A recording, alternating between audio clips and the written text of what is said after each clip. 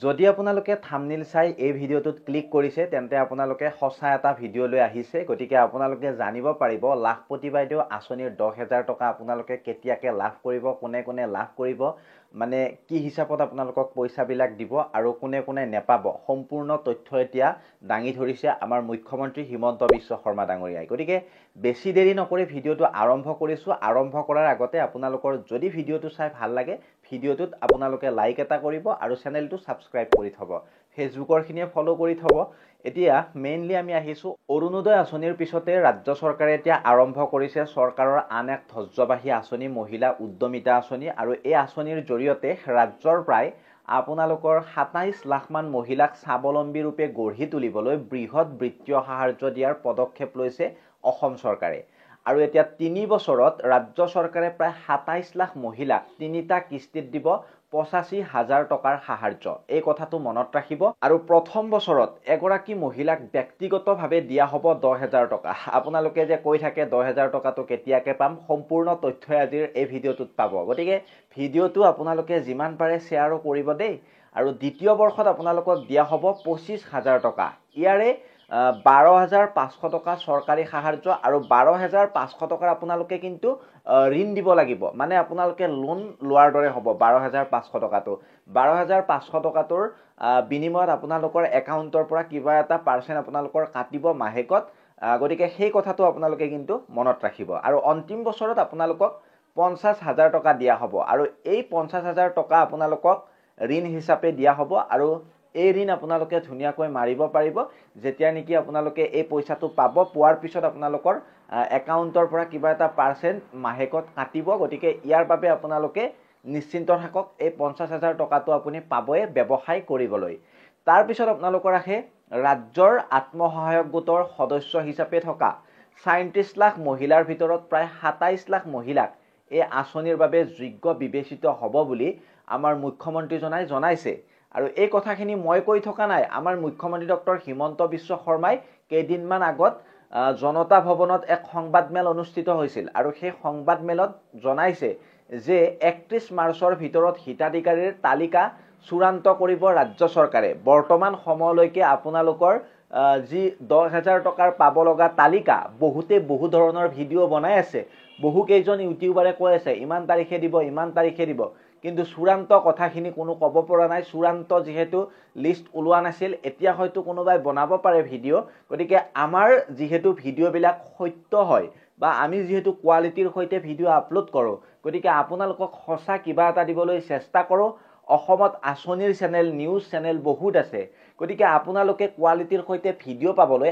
আমাৰ চেনেলটো সাবস্ক্ৰাইব কৰি থব আৰু এতিয়া মই আপোনালোকক কিছুমান তথ্য জনাই যাম সেই তথ্যবিলাক যদি আপোনালোকে নেজানে তেন্তে আপোনালোকে পৰিব মহাবিপদত গতিকে মহিলা উদ্যমিতা আঁচনিৰ ধন লাভ কৰিবলৈ আপোনাৰ কি যোগ্যতা থাকিব লাগিব সেই কথাটো আপুনি জানিব লাগিব যদি আপোনাৰ যোগ্যতা নাথাকে আপুনি যদি এপ্লাই কৰি থৈছে পিছত যদি আপুনি কয় আমি পইচা নেপালো তেতিয়া কেনেকুৱা লাগিব গতিকে আপোনালোকে মনত ৰাখিব মহিলা গৰাকী আত্মসহায়ক গোটৰ সদস্য হোৱাটো বাধ্যতামূলক এইটো নাম্বাৰ 1 মানে আপোনালোকে আত্মসহায়ক গোটত থাকিবই লাগিব যদি আত্মসহায়ক গোটত নাথাকে তেতিয়া কিন্তু আপোনালোকে এই ধন নেপাব আত্মসহায়ক গোটত থকা মানে মহিলাহে এই আঁচনিৰ ধনটো পাব যেহেতু এতিয়া ওচৰ চাপিছে পইচাটো পাবলৈ গতিকে আপোনালোকক এবাৰ মনত পেলাই দিছো মই সাধাৰণ শ্ৰেণীৰ মহিলাৰ ক্ষেত্ৰত তিনিটাকৈ অধিক সন্তান থাকিব নোৱাৰিব ধৰক জেনেৰেল হওক তাৰ পিছত আপোনালোকৰ ওবিসি হওক তেনেকুৱা ধৰণৰ কাষ্টৰ মহিলাখিনিৰ তিনিটাতকৈ যদি অধিক সন্তান থাকে তেতিয়া এই আঁচনিৰ পৰা বঞ্চিত হ'ব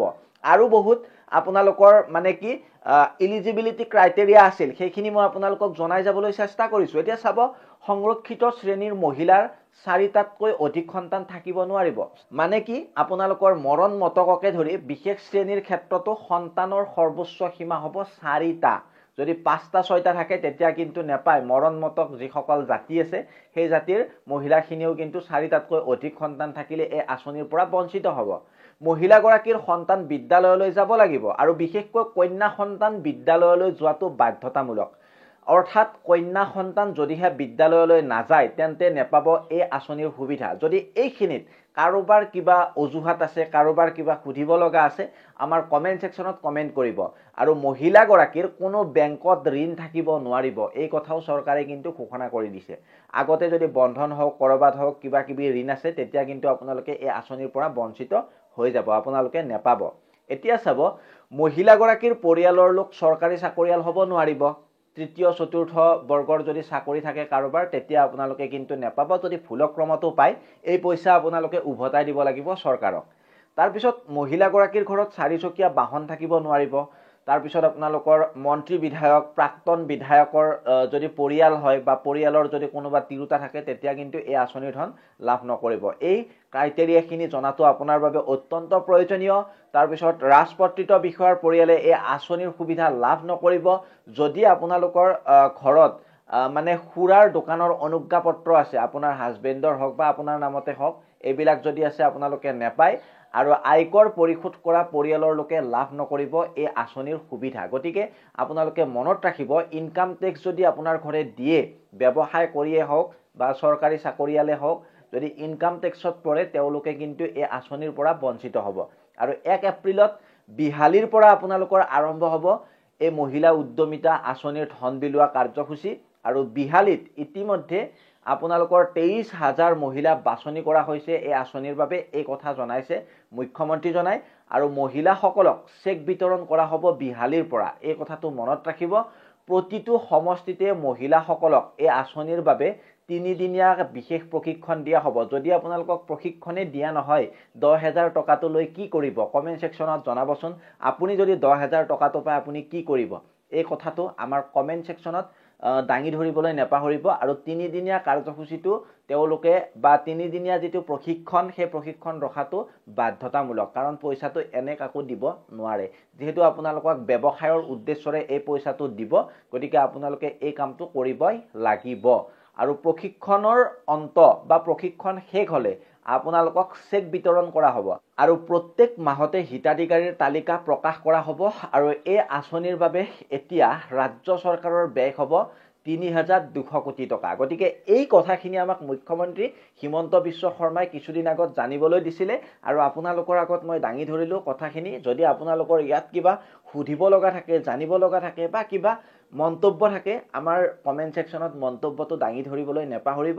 গতিকে মই মিঠুৱে বিদায় মাগিছোঁ। কোৱালিটিৰ সৈতে ভিডিঅ' পাই থাকিবলৈ পুনৰবাৰ কৈছোঁ, চেনেলটো ছাবস্ক্ৰাইব কৰি থ'ব আৰু ফেচবুকত চাই থকাখিনিয়ে পেজখন ফ'ল' কৰি থ'ব। ধন্যবাদ। জয় অসম।